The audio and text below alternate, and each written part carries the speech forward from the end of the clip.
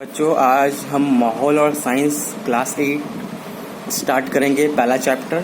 ٹھیک ہے، پہلا چیپٹر طبی ماحول کا پہلا چیپٹر قوت اور دباؤ آج پڑھیں گے.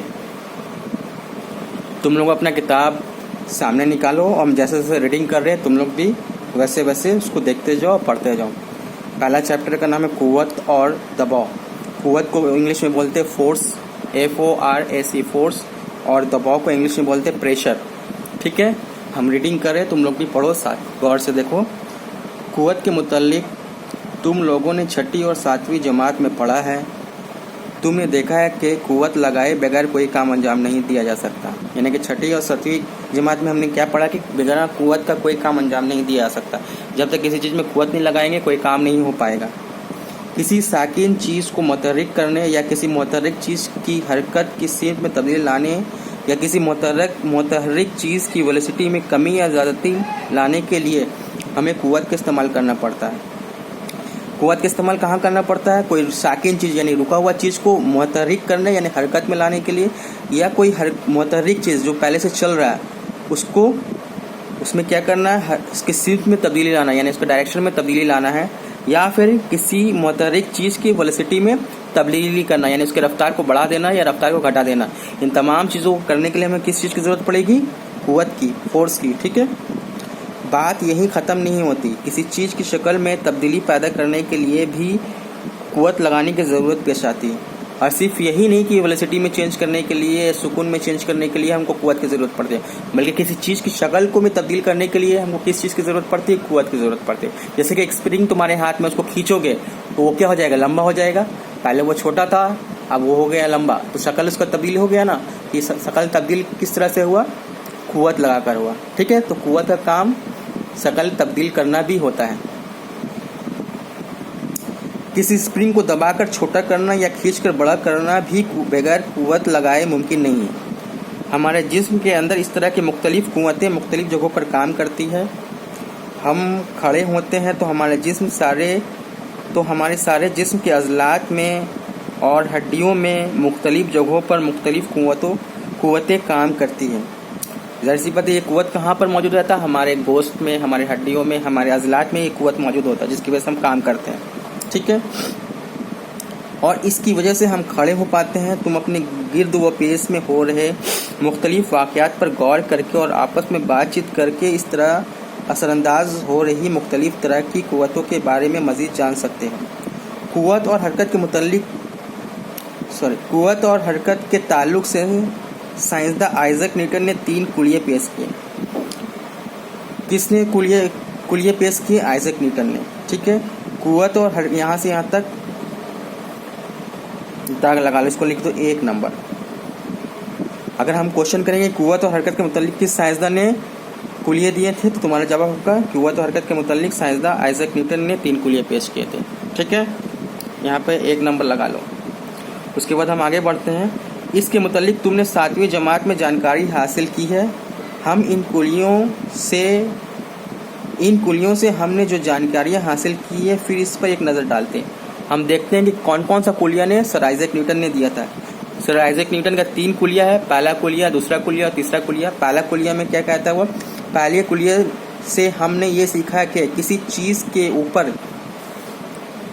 کوئی قوت عمل انداز ہو رہی ہے یا نہیں، یہ جاننے کے لیے ہمیں اس بات پر غور کرنا ہوگا کہ اس کی ویلوسٹی میں کوئی تبدیلی واقع ہو رہی ہے یا نہیں.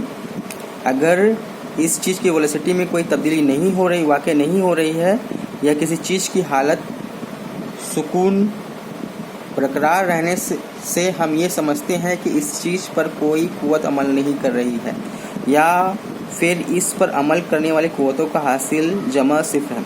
پہلا کلیہ ہم کو یہ بتاتا ہے کہ اگر کوئی چیز رکا ہوا ہے، حرکت نہیں کر رہا ہے، یا اس کی ویلوسٹی میں کوئی تبدیلی نہیں ہو رہی ہے، اس کا مطلب اس پر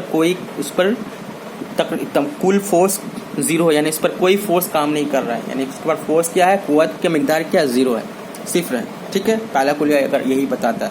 دوسرا کلیہ کیا بتاتا ہے؟ دوسرا کلیہ بتاتا ہے کہ دوسرے کلیہ سے ہمیں یہ جانکاری حاصل ہوئی ہے کہ کسی چیز کے اوپر عمل کرنے والی قوت جتنی زیادہ ہوگی इस चीज़ में 1 सेकंड में वेलोसिटी में होने वाली तब्दीली यानी सुरअत इतनी ही ज़्यादा होगी। या अगर कुव्वत की मिकदार दुगनी कर दी जाए तो सुरअत की मिकदार भी दुगनी हो जाएगी। यानी कि अगर किसी चीज़ में वेलोसिटी कुव्वत ज़्यादा लगाओगे तो उसमें वेलोसिटी में तब्दीली भी ज़्यादा होगा, और किसी चीज़ में कुव्वत कम लगाओगे तो उसके वेलोसिटी में तब्दीली भी कम होगा। ठीक है, ये दूसरा कुलिया बोलता है। तीसरा कुलिया क्या कहता है? तीसरे कुलिये से हमें ये अंदाज़ा हुआ कि अगर कोई चीज़ किसी दूसरी चीज़ पर कुव्वत लगाती है तो दूसरी चीज़ भी पहली चीज़ पर इस कुव्वत की मुखालिफ सिमत में और इस कुव्वत के बराबर एक दूसरी कुव्वत लगाती है। यानी तीसरा कुलिया हमें ये बताता है किसी चीज़ को हम जितनी ज़ोर से धक्का देंगे वो चीज़ भी हमें उतनी ही ज़ोर से धक्का देगी मुखालिफ सिमत में। ठीक है, हम किसी चीज़ को जितना ताकत लगाएंगे वो चीज़ भी हम पर उतनी ही ताकत लगाती है। यह है न्यूटन का तीसरा कुलिया। ठीक है, अब देखो छठी, कुव्वत की पैमाइश और इकाई। कुव्वत की पैमाइश कैसे की जाती है और इसकी इकाई क्या है? ठीक है, कुव्वत की पैमाइश कैसे की जाती है और इसकी इकाई क्या हम पढ़ेंगे। छठी और 7वीं जमात में हमने सीखा, यानी 6 और 7 में हमने सीखा है कि किसी कुव्वत की पैमाइश जानने के लिए इस कुव्वत के ज़रिया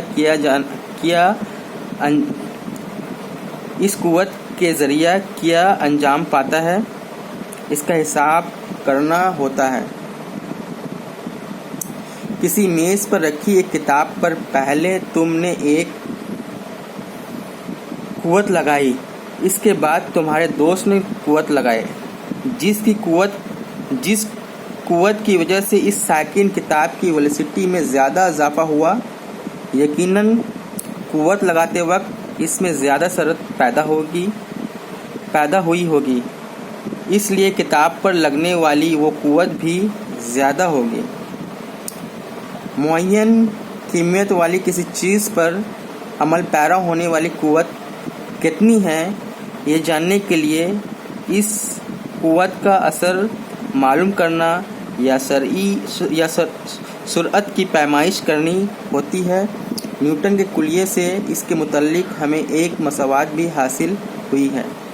यानी किसी चीज़ में तुम जितनी ज़्यादा कुव्वत लगाओगे उसमें उतनी ज़्यादा शरत पैदा होगी, और जितनी कम कुव्वत लगाओगे शरत भी उतनी ज़्यादा कम पैदा होगी। ठीक है, इसके मुतल्लिक न्यूटन ने एक फार्मूला दिया है फोर्स के मुतल्लिक। वो देखो क्या फार्मूला है। कुव्वत इक्वल टू चीज़ की कीमियत इंटू कुव्वत के ज़ेर असर इस चीज़ में पैदा शुदा शरअत, यानी F equal to M into F. F के मतलब होगा फोर्स, इक्वल टू एम के मतलब होगा मास, और इंटू ए के मतलब होगा एक्सेलरेशन।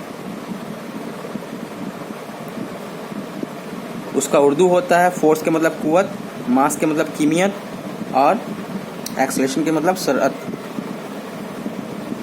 अच्छा, इस पर तुम लोग 2 नंबर का लिख लो। अगर हम सवाल करेंगे कि न्यूटन ने कुव्वत के मुतालिक कौन सा फार्मूला दिया था, तुमको यही वाला फार्मूला लिखना है। ठीक है, अब यहाँ से पढ़ते हैं। 1 किलोग्राम कीमियत वाली किसी चीज़ पर जितनी कुव्वत असरअंदाज होकर इसमें 1 मीटर फी सेकंड की शरत पैदा कर दे, कुव्वत की इस मिकदार को हम 1 न्यूटन कहते हैं। यहाँ से यहाँ तक दाग लगा लो। 1 न्यूटन कुव्वत कितने को कहते हैं? तो जवाब होगा 1 किलोग्राम कीमियत वाली किसी चीज़ पर जितनी कुव्वत असरअंदाज होकर इसमें 1 मीटर फी सेकंड की शरत पैदा कर दे, तो कुव्वत की इस मिकदार को हम 1 न्यूटन फोर्स कहते हैं। ठीक है, अगर सवाल पैदा होगा कि 1 न्यूटन फोर्स किसे कहते हैं, तो इसका जवाब यही होगा। अच्छा, उसके बाद एसआई निज़ाम पैमाइश में कुव्वत की इकाई न्यूटन होती है। इसको 4 नंबर लगा दो। अगर हम पूछेंगे एसआई निज़ाम में कुव्वत की पैमाइश क्या होती है, तो एसआई निज़ाम में कुव्वत की पैमाइश या इकाई न्यूटन होती है। ठीक है, तो बच्चों आज यहीं तक हम रखते हैं। ठीक है, हम कुछ क्वेश्चन दे देते हैं, उस क्वेश्चन को तुम लोग लिखना कॉपी में, और उसका जवाब फिर जो दाग लगाए हैं किताब में उसको लिखकर तुम लोग नोट्स की तरह बना लेना। एग्जाम में वहीं से क्वेश्चन आंसर आएगा। ठीक है, देखो कुव्वत और दबाव के चैप्टर 1 से मैंने 4 क्वेश्चन दिया है। कुव्वत और हरकत के ताल्लुक से किस साइंसदान ने खुलियाँ दिए थे। क़ुव्वत, कीमियत और शरत में क्या ताल्लुक़ है। 1 न्यूटन फोर्स की तारीफ़ करो। एसआई निज़ाम में क़ुव्वत की इकाई क्या है। ये चारों का आंसर भी लगा चुके हैं किताब में। सवाल को लिखना और जवाब लिखना, इस तरह से कॉपी में तैयार करके रखना। ठीक है, आज यहीं तक रखते हैं, फिर नेक्स्ट डे हम आगे पढ़ेंगे।